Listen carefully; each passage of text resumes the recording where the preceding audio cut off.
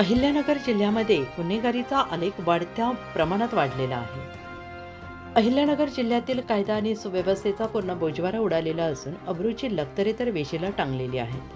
अशातच माहिती मिळते की अहिल्यानगर जिल्ह्यातील तालुका राहुरी येथील गाव वांबोरी येथे पूर्वनियोजित कट रचून रात्रीच्या वेळी एका कुटुंबाला मारहाण, जीवे मारण्याची धमकी देऊन घराची तोडफोड करून विशिष्ट समाजातील महिलांना हाताशी धरून एका कुटुंबियांना राहती जागा सोडून जाण्यास भाग पाडून त्या जागेवर ताबा घेण्याचा प्रयत्न झाला, अशी धक्कादायक घटना घडलेली असून असा गंभीर प्रकार निदर्शनास येत आहे.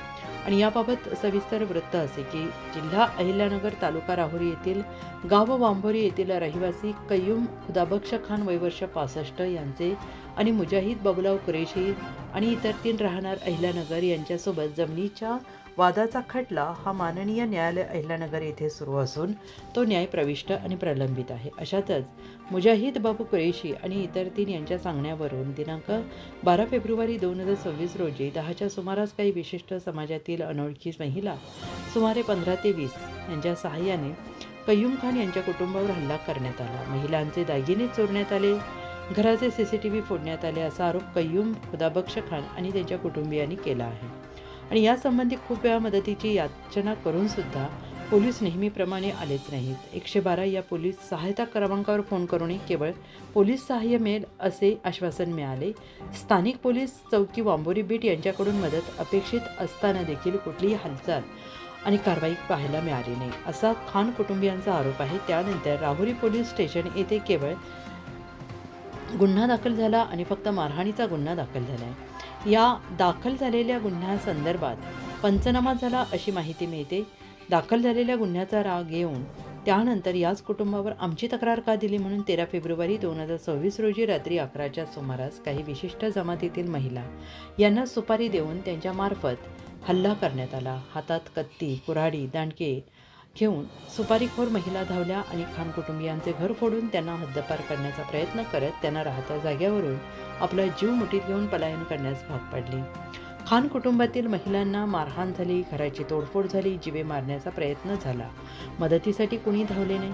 पोलीस आम्ही फोन करूनही मदतीला येत नसतील तर येथील स्थानिक कुणीतरी पोलीस प्रशासनाला फोन करून घटनेबाबत कळवले, तेव्हा फक्त पोलीस घटनास्थळी आले.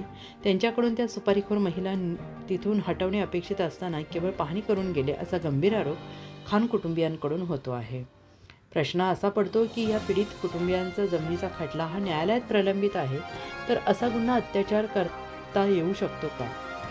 जर ज्या विशिष्ट समाजातील प्रवाहातील ज्या सुपारी घेऊन आणलेल्या महिला आहेत त्यांच्या आणि त्या जमिनीचा काही संबंध नाही, तरी त्या इथे या जमिनीचा बेकायदेशीर का ताब्यात घेण्याचा प्रयत्न करत आहेत?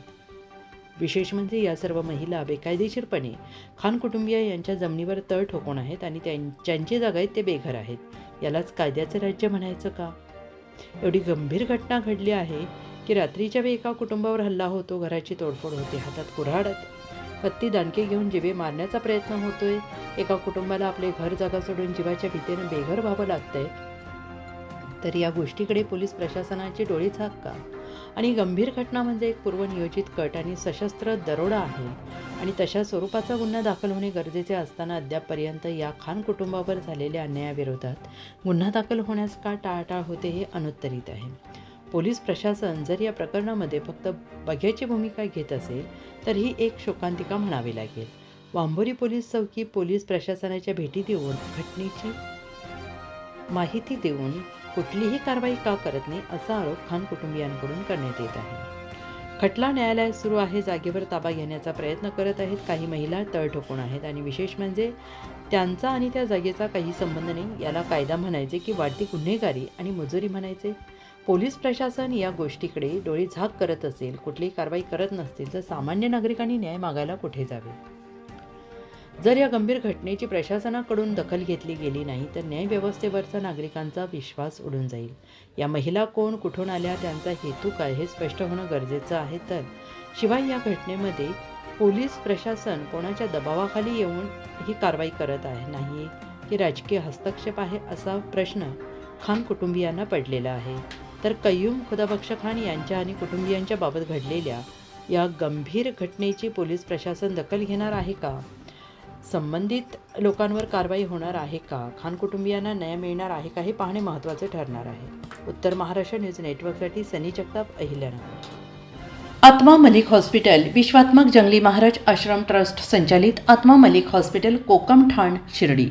नाशिकचे सुप्रसिद्ध नेफ्रोलॉजिस्ट, किडनी विकार आणि किडनी प्रत्यारोपण तज्ज्ञ doctor Parth Devgaonkar, MD medicine, DNB nephrology, ESE nephrology, European renal association EDTA दर महिन्याच्या दुसऱ्या आणि चौथ्या बुधवारी आपल्या आत्मा मलिक हॉस्पिटलमध्ये उपलब्ध राहतील.